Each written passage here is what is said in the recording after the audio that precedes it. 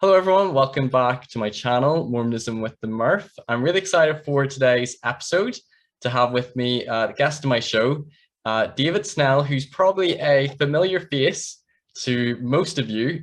He is a host and a presenter on Saints Unscripted, and we're just going to have a bit of a chat and a conversation to get to know him and what he does in Saints Unscripted. So thanks for joining us, David. My pleasure. Thanks for having me on. Yeah. So I would say most people would be familiar with Saints Unscripted, but if they're not, could you talk a little bit about what is Saints Unscripted to anyone who's not heard of it before? Sure. Yeah. I mean, it's not super complicated. It's pretty much just a Latter-day Saint talk show on YouTube. We bring in lots of different guests. The things we talk about, there's a wide range. We talk about some pretty silly things, and we do some, kind of fun games and whatnot. But we also bring on guests that share their conversion stories, and we bring on, really seasoned Latter-day Saint scholars as well that have written books about controversial things that we talk about on the channel as well. So there's a little bit there for everybody.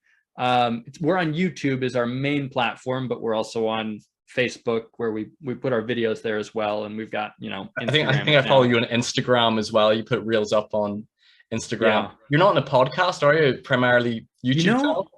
We're primarily a YouTube channel, but I do believe we have a podcast. I'm not sure how up to date with it we are, but I do remember that we would just, we did have an actual podcast for a while. And then we also just put on just the audio from our videos in podcast format. That's what I'm doing at the minute as well. Cool. Yeah. So I'm not sure how up to date we are on the podcast, but yeah, there is one there if people want to check it out. Okay, that's awesome. I'll definitely put a link in the description where people can find Saints Unscripted, and you have your own sort of playlist, which we'll talk about later in our chat, but like a faith and belief section where you talk about all of like the controversial things with maybe church doctrine or history or policy. But you're right, like you cover a wide range of topics. It's not just sort of one area. It's so many aspects of the church, which is it's kind of in a fun way as well. And you have a lot of young people on. So it's a fun place to go watch videos. I was saying to David before that a lot of them can be quite short, especially his faith and beliefs one. And they're ones where like you may not be in the mood to watch like a 1 hour like long interview of a scholar talking about like how the Book of Mormon was translated, and you'd like nod off halfway through. But their videos tend to be short, sweet, bit of humor involved. So it's a good resource. Thank you. We try. We want to reach kind of a younger audience that's there's not a whole lot of content geared towards them about this kind of stuff we talk about. So we wanted to kind of fill that hole and give younger people some good stuff to watch about the church. Faith positive things. There's plenty of, faith negative things out there, but we wanted to give them something to be proud of. Okay, that's awesome. And we'll talk a wee bit more about Saints Unscripted later on. But so I don't know too much about you. So I kind of thought about reaching out to you. I've listened to so many of your videos, and I watched a video of you having a dialogue with, is it Jeff McCullough, the pastor guy that has this YouTube channel, Hello Saints? And I just admire the fact that you have so much dialogue with people of different faiths, and you've had like atheists come on, and I just think, oh, that's really good. So I remember just thinking like, I'd love to just have a dialogue with you and just get to know a little bit about you. So this would be a good chance for my listeners and maybe any of your followers to get to know a little bit about you. So why don't we start off with, so tell us like where you're from, where you grew up, talk about sort of like your upbringing in the church. So yeah. And this is kind of different for me. I'm used to, just like diving right into controversial topics. So talking about myself, that's different. Yeah. Gonna make you vulnerable and open up. Yeah. So I guess we'll start from the very beginning. I was born in Salt Lake, and I think I lived there with my family like for the first year of my life. Then we moved to California, and I have a few memories from California. But most of my life, I grew up in a town called Hermiston, Oregon. Can't say I've heard of Hermiston, but I had a companion from Oregon.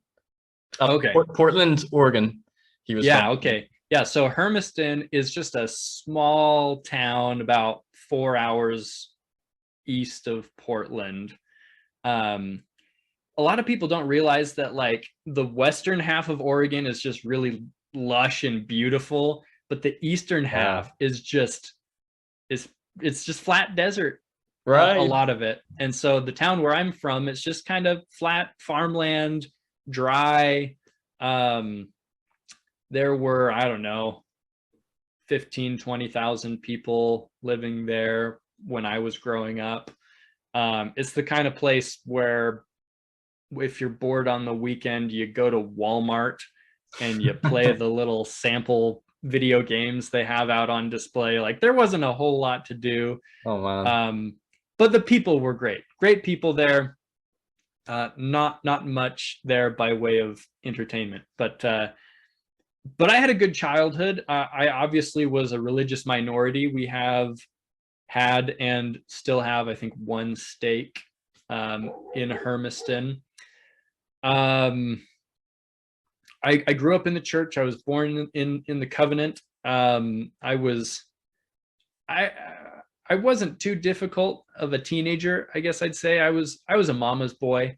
I grew up very attached to my parents. I had a lot of anxiety about going to school and public speaking and whatnot, which is kind of ironic. That is quite ironic. Although I Yeah. can resonate. I was similar, being a mama's boy as well, so I can resonate with that. Yeah, I would cry almost every day going to school up until like the middle of third grade. It was bad. Oh wow. But anyway, I grew out of that phase a little bit. Grew up in the church. I was a little weird when it came to the church, and I guess I don't like stereotypes like Peter Priesthood, but if I had to label myself, I would probably use something like that. I was, the guy in middle school who, when people would swear around me, I remember I made these little like funny business cards that were like, hey, having trouble with your language, call this number for help today, like things like that. And I would hand them out to people, and I'm sure I just looked, just like such a weirdo. But anyway, there's probably a reason you were crying going to school. They're probably all picking on you for giving them cards. Well, that was mainly due to my last name, I think. Everybody gets picked on for their last name, right? Yeah. For me, it was Snail, Small, Slow, things like that. But anyway, grew up in the church. Feels like home to me. I was a religious minority. Most of my friends weren't members. Some of them were. What were the other religions in your area? What were the predominant ones? Protestant, mostly, with a good portion of Catholic as well. Kind of what you'd expect in, an American town out west. Yeah, I had a great childhood. My parents have always been faithful members. They were fantastic parents. My dad was bishop for a while, and then he was the stake president. So we didn't sit in the congregation with him very often. He was usually up on the stand, and that has instilled in me an abiding desire to never be a bishop or stake president. You don't aspire for leadership. I do not at all aspire for leadership. It just is not my cup of tea. Can I use that phrase? I think you can, even though we don't drink tea. Not my cup of tea. I try to, it's interesting because like with all the social media stuff that I do now, people start to recognize me a little bit in like my ward and things like that, but I usually try to like kind of like lay low a little bit. Yeah. That must be hard, wasn't it? Like if you feel like you're getting sort of like a public following and you're becoming, like you said, a little bit famous, but you kind of want to still be a normal person and have like your normal life. And You know, you don't want it to change relationship with people at war level, stake level. Sure, that's probably tricky. Yeah, it's weird more than anything, just because I don't know. When I was a kid, um, I was a drama club geek, Right. um, in middle school and high school, which is weird because I was this mama's boy, and then I shifted into like being in school plays and things like that, where it's a lot of like public speaking and you're out there, and it would terrify me, but I loved it for some reason. It was just, it was my community growing up. Um, and so I always thought, it'd be great to be an actor one day and be famous and things like that. But the older I've gotten, and especially as I've been more on social media in the last few years, the more I've been like kind of wanting to protect my privacy a little bit. Yeah. I don't have a problem with it. I love when people, come up and say hi, and we can talk about, the gospel and things like that. I just think I have a little bit of anxiety about it. But and also there are some, you just have to be careful with, once you have a wife and kids, you just have to be careful, because there are a lot of kind of strange people out there. Yeah. And so you have to be careful about who, how much information you let out there, because there are a lot of people who like me, right? But there are also a lot of people who really don't like me. Yeah. That's the thing when And you become sort of famous in this arena, especially when it comes to matters of faith topics and religion, and I think it's great what you do on Saints Unscripted to try to have good interfaith dialogue in a way that's respectful and is, trying to understand each other and try not to debate. But I've noticed in starting my channel, there's people on both sides that you can get a lot of negativity, a lot of criticism, a lot of hate speech. And yeah, it's not always healthy, and it's finding that balance, getting away from it. and it's hard because not only, I mean, it's not super popular to be Christian nowadays in general, but it's even less popular to be a minority within Christianity, Yeah. So like you have people, hating on Christianity, but then you even have Christians hating on, the Latter-day Saint faith Yeah. sometimes. And so it's not a A popular minority within a minority. yeah, and it's one of those minorities that it's still kind of socially acceptable to be picking on, essentially. Yeah. Which is unfortunate. And not everybody's like that. I don't want to come across, I don't want to exemplify a persecution complex.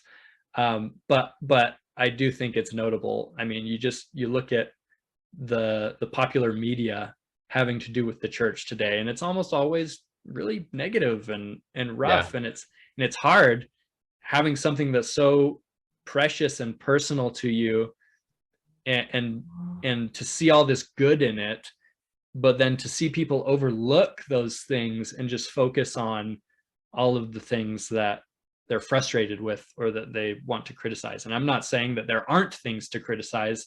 It's just a bummer that all these good things get overlooked. But Yeah. anyway. No, I totally get that. So go back to your sort of like upbringing. Yes. So you're growing up in Oregon. Would you have said that you had, so I'm guessing, I presume you went to young men's seminary. Yeah. Would you have done like family home evening and prayer and scripture study sort of as a family? And Yeah. would you have said that you had a testimony growing up? So I had a testimony as kind of, as much as you can at that stage of life. I feel like my testimony is much, much different today than it was growing up, because as you get older and as you spiritually mature, things go from, when you're a kid, it's a little more black and white, I think. Yeah. Especially as you're in primary and you're just learning the basics. But as you get older and you continue to do your homework, continue to do your research in the gospel, things get a little more gray sometimes, and that changes your testimony a little bit. I think for the better. I think it has refined my testimony. But yeah, I'd say growing up, I had a testimony, but it was a basic one. And we did do family scripture study and family prayer. We were really good at family prayer. I think everybody kind of struggles with family scripture study. Yeah. It's So quite we a struggled with that often. laborious chore, and it's hard to get everyone together, and you know, Yeah. you're trying to climb up walls, or you're fighting with your siblings, or you're just giggling through it. Yeah, it's tough. It's tough on parents to do it. Yeah. But I really think that, I don't know, people talk about kind of the Utah bubble. Where are you, by the way? Are you in England? Northern Ireland. Ireland, okay. London time zone though, right? Yeah, yeah. Okay. Sorry, I should have picked that up from your accent immediately. No, it's kind of a strange accent, because probably most people have they've heard the Southern Irish accent, but then the Northern Irish one is different. And I've been in England for the past year, so maybe my accent softened a bit. I'm terrible with accents. But anyway, so a lot of people talk about kind of this Utah bubble, right? Like it's kind of this protected area with all these Latter-day Saints that are kind of overly innocent and things like that. I don't know how true that is. I didn't grow up in Utah, but I feel like the people I grew up with, I mean, in the town I was in, people were very down to earth, you know, kind of salt of the earth people. And the members also were just very real people, and great people. And I had a lot of role models growing up. But yeah, so it was I grew up as a religious minority, but it was a great place to grow up in, and I wouldn't change it for the world. That's awesome.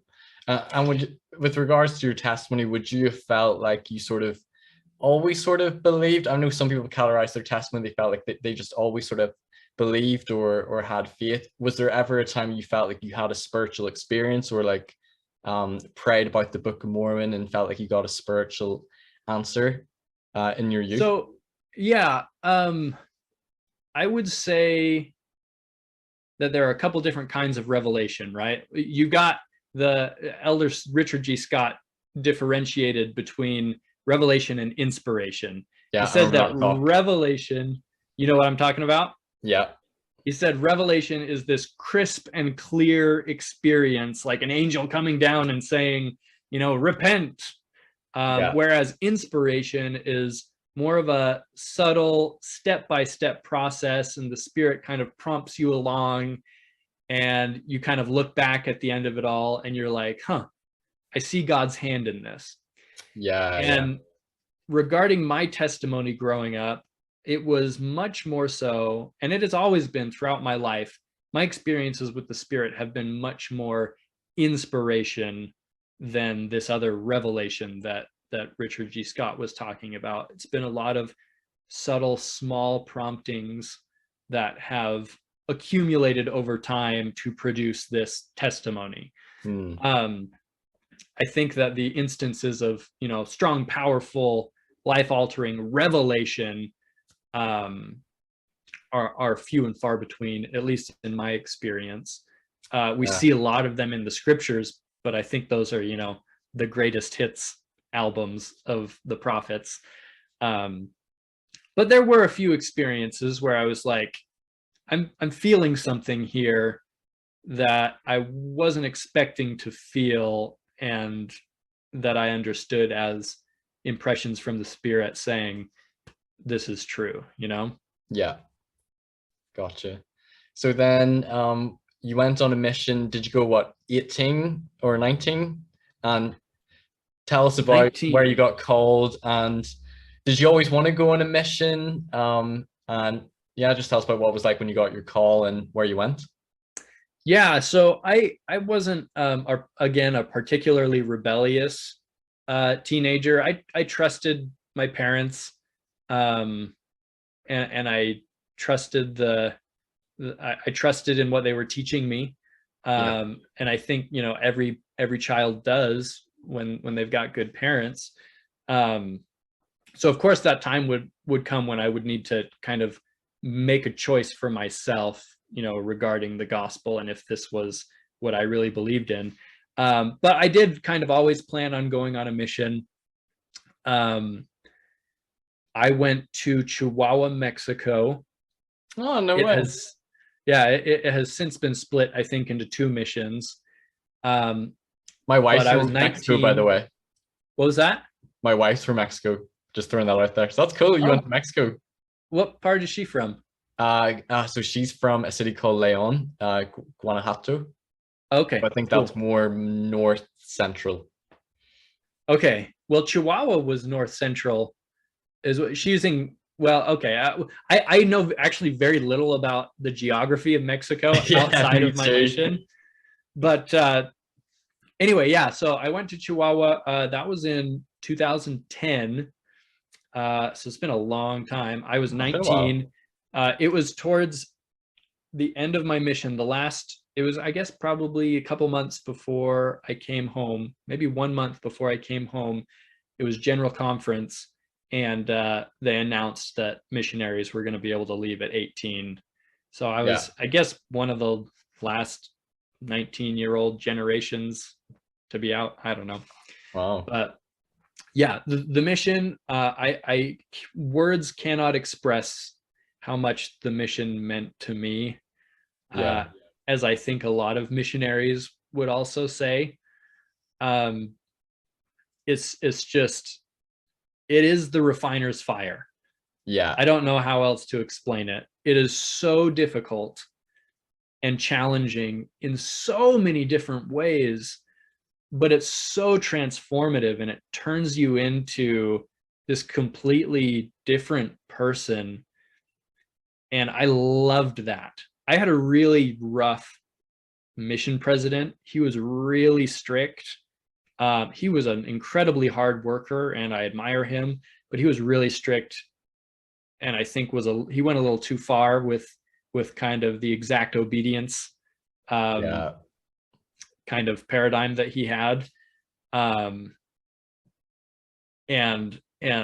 that gave me a lot of anxiety in the mission, because I wanted to be perfect, And when he talked about exact obedience, it was, you do not leave the house 1 minute late. You do not go to bed 1 minute early. You don't go to bed 1 minute late. Like, it was exact. Whoa. That's insane. And it was too much. Yeah, that is too much. It was way too much. But our leaders are human, and things like that happen. But what it taught me was the importance of the spirit of the law, and following the Spirit and seeking the Spirit.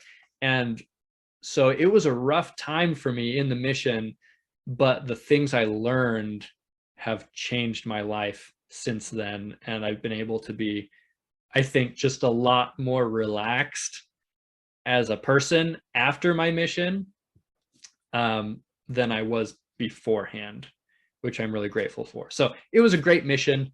Came home. Well, before I move on, did you have any questions about the mission? Yeah. Well, I had a thought, because I was thinking back to my mission and what you were saying about the letter of the law versus the spirit of the law. Because whenever I first went out my mission, the first year of mine, I was very letter of the law. I was very much like, we have to follow the rules exactly. And I would always feel like this guilt if we, if we didn't do companion study, or if we didn't get out, at 10 o'clock to start proselyting. And I remember towards the end of my mission, I had really good companions, but I remember I had some that were kind of a bit lazy, and I would get very impatient with them. And towards the end of my mission, I started to learn that it was more important to have patience at times, or have love. And if we're a few minutes late getting out the door, does that really matter as much as, like the spirit of the law and what the Spirit would want you to do? So that resonated with me, because I think there's aspects of the mission that was quite intense, all the rules that you had to keep, and sometimes you would feel that guilt that you weren't doing enough if you didn't follow them all perfectly. Did you have many many converts on your mission? Was it, I'm presuming, a lot of Catholic people in your mission that you were preaching to? And yeah, maybe talk about, did you have any sort of really faith-promoting experiences and any tough experiences or any challenges that you want to share? Yeah, I don't know what the average like convert number is for missionaries, generally speaking. We did baptize. I deeply regret, as I think many missionaries end up doing, baptizing some people that looking back, I don't think we're ready for it. Yeah. So that's one thing that I wish I had done differently. Because it's a big commitment, isn't it? Joining the church and being baptized. And yeah, I remember whenever I came home, I was ward mission leader, and there were a set of sister missionaries that wanted to baptize a guy within like 10 days, and he'd only gone a few days without smoking. And I remember just thinking, like, it's really quick. Like, he's got his whole life to be a member. Like, maybe a bit extra time isn't a bad thing. Yeah. Yeah. I think that's something that a lot of missionaries struggle with. I think the church has made some changes to kind of move away from that struggle a little bit, but they are also there to teach people the gospel and to baptize people. But I think sometimes our vision stops at baptism and we forget that's just the entryway, in this gospel covenant path. And you need to have that vision of them in white in the temple and enduring to the end. And if you don't see them doing that, then you should probably rethink kind of your timeline for things. But anyway, so that was something I struggled with. I think all missionaries struggle with it. You asked about tough experiences or really great experiences on my mission. Yeah, your high and your low. Yeah. Tough experiences. One that comes to mind is knocking on the door of a Catholic theologian and him bringing us into his home, into like his personal study library, and just tearing us apart. And that was an impactful experience because I think it was really the first time when someone had looked at me point blank and said, Joseph Smith is a liar. He is a false prophet, and this is not true. And that hit me. I was like, man, that guy's really confident. And I didn't stand a chance, if it was going to be a scripture battle, with the guy, which you shouldn't do anyways, but doesn't accomplish much, but it can yeah, it doesn't. But he could just run circles around us theologically. I mean, we were 19-year-old, 20-year-old kids. And so that was impactful in that it made me realize just how little I actually knew about the gospel. I mean, you read Preach My Gospel and you get these basics down, but the people you're teaching don't play by that rule book, like there's so much more out there that is really you need to know or be familiar with. And so that was a humbling experience for me. As far as positive experiences, one of the I feel like I really learned what faith was on my mission, because it was so interesting to me.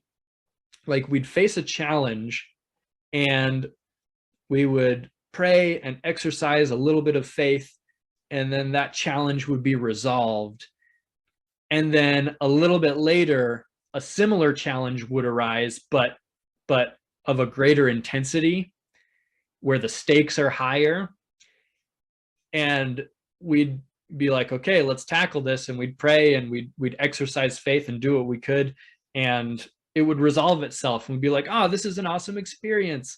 Faith works. And then a little bit later, an even more intense predicament would happen. And so I just started to realize this pattern of God teaching me how to have faith and how to increase in faith, and doing that by putting these challenges in our way. So for example, one of the kind of culminating challenges was we were off in this little colony in Mexico, hardly even had electricity out there. at least outside of the homes. And it was fairly far away from our home, and it was late at night, and we needed to get back to our house. And the bishop actually lived out in this remote colony, so we would always go to his place and be like, hey, can you give us a ride? And he'd always say yes, but he wasn't home this day.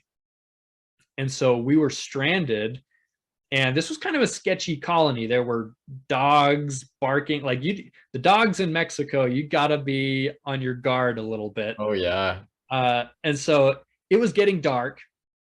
We didn't have a ride, and you're starting to hear the dogs bark. And this was not like, it was in the boonies. There was one main road off to the side of the colony. And by main, I mean like it was kind of a highway where every once in a while a car would pass. And then there was one other road that led to the colony and past the colony to like the dump. So obviously nobody's at the dump at night, you know, in this remote part of the desert. But my companion and I were just like, what are we going to do? We are in a bind. And of course, we were trying to be exactly obedient, so we needed to get home pretty soon to make curfew. And so we prayed, and I got this distinct feeling after we prayed, and this is probably one of the more, going back to revelation and inspiration, this is probably one of my more revelatory moments. But we finished praying, and I just got this distinct impression: go to the road, your ride will pick you up. And not the main highway road, but just the road that kind of led to this colony and to the dump, past the colony to the dump. So I said to my companion, let's go to the road. Someone's gonna stop for us. Which is weird because there really just weren't people on that road at this time of night. But anyway, so we were just like, okay, we went to the road, and down to our left towards the dump, we saw headlights coming towards us. They came by and they stopped right in front of us, and they were just like, hey, elders, need a ride? Wow. And we were like, yes, thank you very much. And we got in, and they got us home on time. And they were just, from what I recall, a couple of random members that happened to be out, you know, by the dump at this time of night, just happened to pass by at the precisely correct time as we had stopped on the road. And it was just things like that where you're like, man, could that have been a coincidence? Yeah, somebody is looking out for us. So just things like that would so cool. Kind of increase my faith. Those were really positive experiences for me from my mission. And I could name a couple others similar to that, but man, I won't bore you. That's so awesome. So your mission seemed like a really positive experience. I think every mission you go through challenges, but as you said, it's kind of like the refining fire, and you feel like you transform, and probably your testimony and becoming more like a disciple of Jesus Christ. Did want to ask a question. Did that experience with the Catholic theologian, did you feel like it rocked your faith? And did you encounter any sort of anti, or any people who were very critical in other ways, or is that sort of the main experience you had? It rocked me in the moment because I didn't know how to respond. But I was okay afterwards. But it did force me to like make a quick decision there. Like, this guy's telling me I'm wrong. Am I wrong? You know, and I had to choose between faith there or not, and I chose to believe, as I continue to do so. And it was actually kind of funny. A couple days later, we were outside of a grocery store, and that theologian came out and saw us, and he came up to us and he apologized for kind of the way he had acted. And when we had been meeting with him, we had offered him a Book of Mormon, and he rejected it. But this time, as he came out of the grocery store, he apologized and he asked for a Book of Mormon, and we gave him one. And you expect those stories to, you expect those stories to, like, you know, and then he was baptized and Yeah. lived happily ever after. I don't know what happened with him. I don't expect he did get baptized, but it was a nice gesture there. But I'm sure but he realized he was probably being a bit hard on you guys, and yeah, it's got a bit of a change of heart in a way. yeah, a little bit. And so that was nice. But it didn't challenge me long term, that experience. As far as antagonistic material from other people during my mission, there really wasn't a whole lot. I mean, just the basic stuff, the Bible's all there is. Joe Smith wasn't a prophet. He had 40 wives, things like that. But really, I feel like it's only on the internet, the corners of the internet, where you find a lot of the really detailed kind of attacks against our faith. That your average person wouldn't be aware of, either in the church or out of the church. Okay, so you come home from your mission. What was it like adjusting back to post-mission life? Did you go to school? Did you start working? Talk about dating and getting married. Talk about that next phase in your life. I loved coming home. I mean, I loved my mission, but it's just the sense of accomplishment and relief you feel coming home after 2 years is just, it can't be matched. So I enjoyed it a lot. I went off to school, let's see, a couple months, I think. So let's see, you got home 2012, was it? 2012 in November, and then I think I started school in January of 2013 at BYU. And I loved college. I thought it was fantastic. I loved BYU. Is BYU in Provo or Idaho? Provo. Provo. Okay, so you moved to Utah. Okay. Yeah, moved to Utah. I would go home during some of the summers in between semesters, but ended up studying communications with an emphasis in journalism, broadcast journalism to be specific. Okay. And towards the end of my my college years, I guess this is probably relevant. Well, I met my wife. I was actually her home teacher in our ward. And so I guess you could say I magnified my calling. Good old so we started dating. Ministering. Yeah. We started dating, and while we were dating, I went on an internship to New Zealand, working for the church's public affairs department there. And that was really cool. And when I came home from that, got married, and that was in 2017. August 5th is the anniversary date. I know guys forget that, so I'm trying to be good, and I remember our anniversary. Were you dating for long before you got married? We dated, I think it was around 6 months. So not super long, but not the stereotypical, not as fast as some BYU 3 months or whatever. So yeah, got married. We had our son in 2020 in the midst of the pandemic, so that was exciting. That's probably weird, wasn't it? Because you would expect to have a lot of family around when your baby's born, and hope that your in-laws would help look after the baby, but you are probably quite isolated from everybody, as we all were. Yeah, it was really kind of a bummer. And he was born, I think, a month early, and so he spent a couple of weeks in the NICU unit.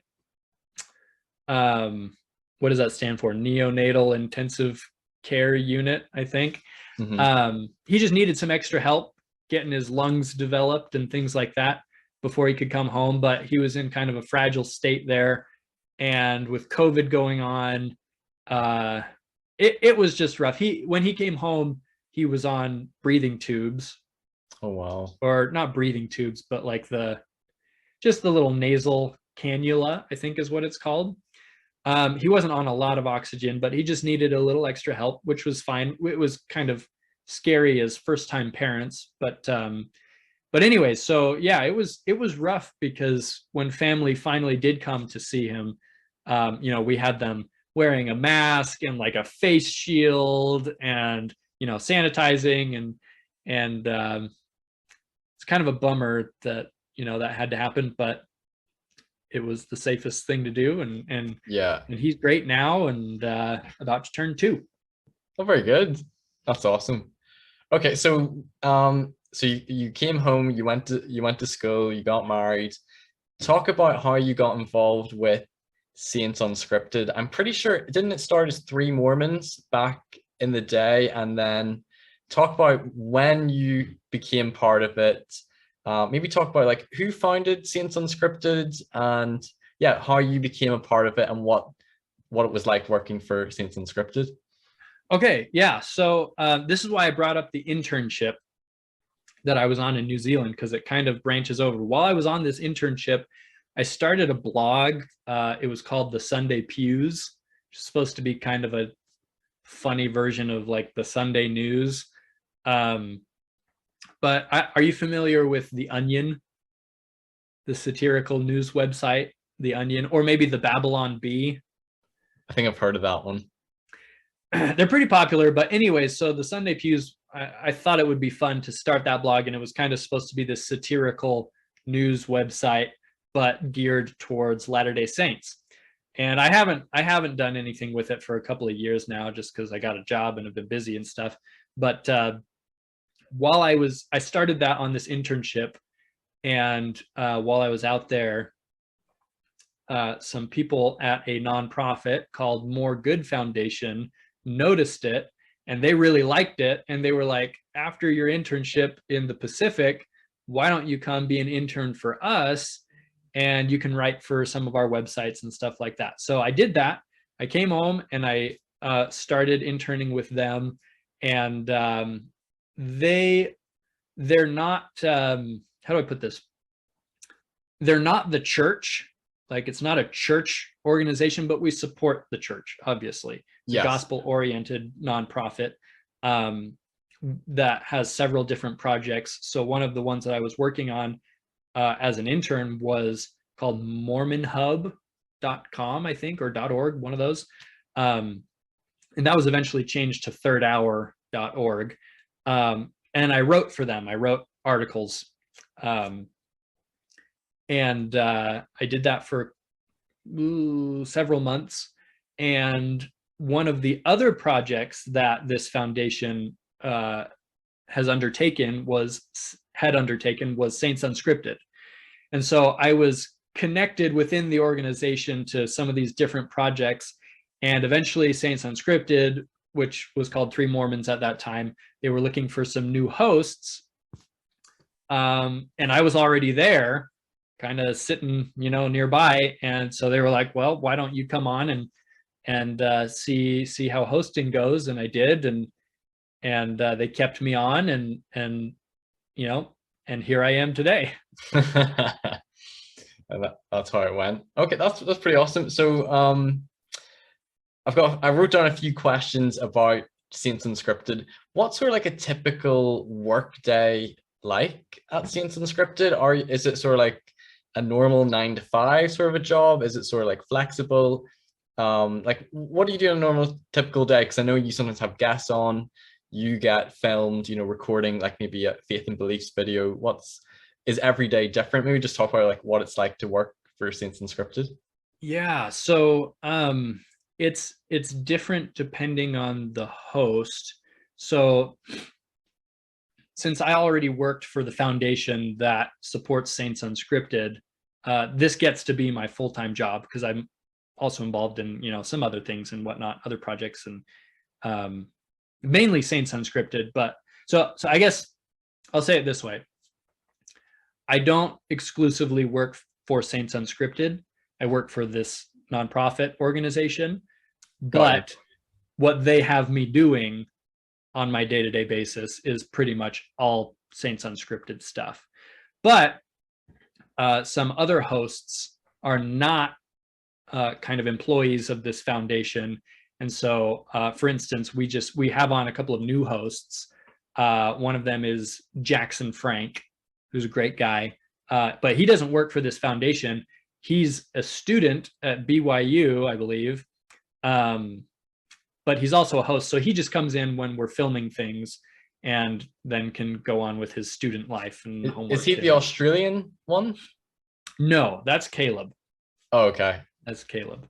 But yeah, so for me, as you mentioned earlier, I have this kind of my own segment of the show. We just call it Faith and Beliefs. And it is ironically the scripted segment of Saints Unscripted. Yeah. And so basically all I do is research and write and film those scripts or those. Yeah, because I was wondering if you were just the one sort of, if someone else was researching and you were just sort of reading the script, the presenter, but you actually do the research for that. And that's probably that's a lot of work. So what sort of prompted you to be the one to take charge of that sort of area or that topic, faith and beliefs? Had you encountered anything like critical? You alluded to earlier, like seeing things on the internet. Like, was there anything that you'd encountered that sort of prompted you to want to, you know, do this faith and beliefs part of the show? Yeah, so that's a good question. And it's kind of a boring answer, but no, not really was I kind of prompted in that way. Some other members of the team had noticed that there was a need to be talking about these controversial issues in kind of a short, succinct way that, you know, younger people could understand.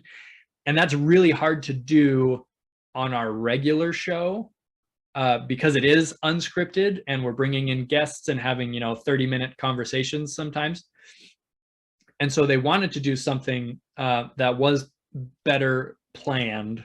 That's terrible language, but that was planned a little bit more, that could be more concise and focused on difficult topics. And so I was asked to take charge of that. And I was like, yeah, sure, sounds great. Little did I know, this was before I had really entered this world of, you know, Latter-day Saint, I don't know, apologetics, if you want to use that word, or controversy or scholarship, I guess, in general. At that point, my kind of knowledge of the church and doctrines and history was really, it was okay. But once you enter this world of all of these controversial topics, it just, like, things just open up, opens your mind.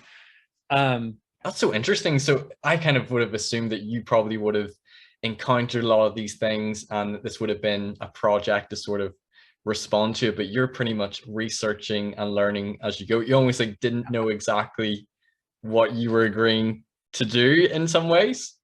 Yeah, I mean, conceptually, yeah, it's kind of like being a missionary though, right? Like, you have no idea what a mission is going to be like until you're there. And so I really didn't quite know what faith and beliefs was going to be until I was already I had the ball rolling and was trying to make episodes. But yeah, you're exactly right. A lot of the stuff that you see in these videos is stuff that I am just learning about and putting together for myself. I am not a scholar. I like to make that very clear, because I think a lot of people get the impression from my videos that all of this knowledge is just like stored up here and has been there for a decade and I'm just like sharing it now. That's not the case. I don't have a degree in ancient scripture or anything like that.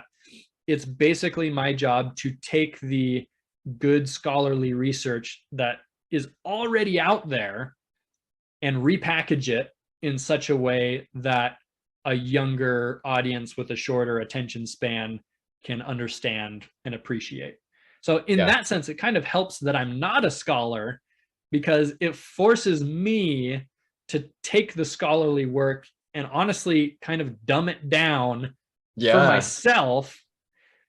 And I think that makes it easier then for other people who are just like me to understand it a little bit easier, because all I'm essentially doing is taking something complicated, trying to understand it myself. And once I understand it, then I'm just relaying what I understand to everybody else that might be watching the videos. Thanks everyone for watching this video. If you've enjoyed it, please give it a thumbs up, like, share, comment, and don't forget to subscribe so you don't miss any future content. You can listen to my episodes on podcast form on Anchor or Spotify, and you can also follow me on Facebook, Twitter, Instagram, and TikTok. If you care to donate, you can via my PayPal or Patreon. Thanks for joining Mormonism with the Mirth. Take care. Bye-bye.